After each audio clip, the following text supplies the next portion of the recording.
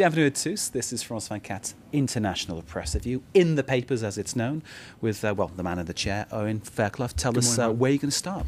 I think there's only one story, certainly in the UK today, really, and this is the visit of President Nicolas Sarkozy and his wife Carla, first full state visit to the UK for 12 years by a French leader. We'll get the business end of this visit out of the way first, so I can tell you the tone does degenerate somewhat. Let's take a look at The Independent. Their editorial there suggests this visit is very much an opportunity for Sarkozy to forge a new sort of entente cordiale between Britain and France, who, let's face it, haven't always been the best of friends.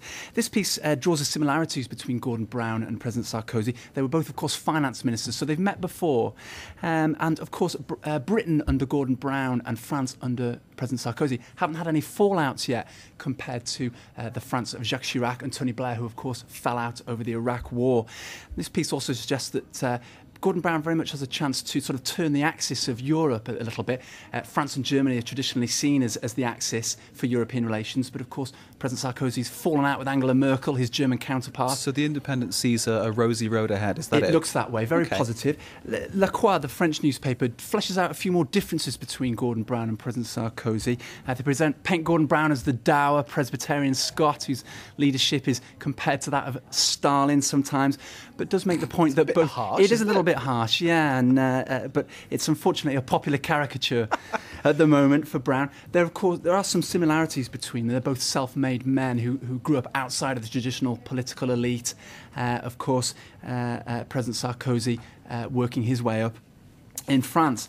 The Daily Telegraph, their editorial, Simon Heffer, this is the right-wing paper, suggests both men really need each other, and it compares Brown and Sarkozy to the two unpopular kids in the playground who no one wants to play with. It suggests that both started out fairly popular. Gordon Brown elected or took over the leadership last summer. He was criticised in the polls for not calling an election. The Northern Rock crisis, of course, rocked the economy. And President Sarkozy is in a similar situation, slipping down the polls. So this piece suggests both men need this visit to prop each other up. So the Telegraph's saying yes, they need each other. Absolutely. So it could be a real entente cordiale between Brown and Sarkozy. It certainly looks that way. That's the feeling across the board. OK, what's next?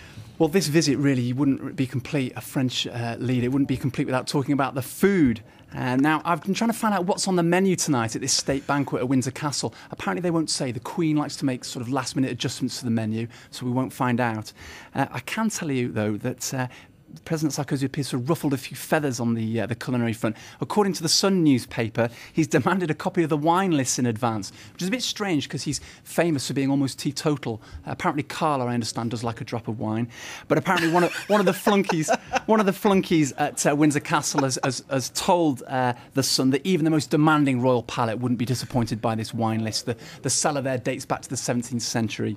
I can tell you what's on the menu tomorrow. There's a Downing Street summit being held at Arsenal Football Club at the Emirates Stadium. Of course, with all their French players, big French connection, of course. It seems like the obvious place to hold it. A bit embarrassing that the French chef Raymond Blanc has been chosen to come up with the menu, which doesn't tell you a lot about the confidence we have in British chefs, perhaps. They've saved a little bit of face. The Daily Telegraph has printed the menu on tomorrow's meal. You can just say there. You can just see there. They've got Scottish salmon and apparently Gressingham Royal Duck from Norfolk on the menu. So they've saved a little bit of face. Okay. Any sign of Sarkozy putting his boots on and having a kickabout? He likes to run, doesn't he? No? Apparently they are going to have a bit of a walkabout at Arsenal, but they're not going to play football.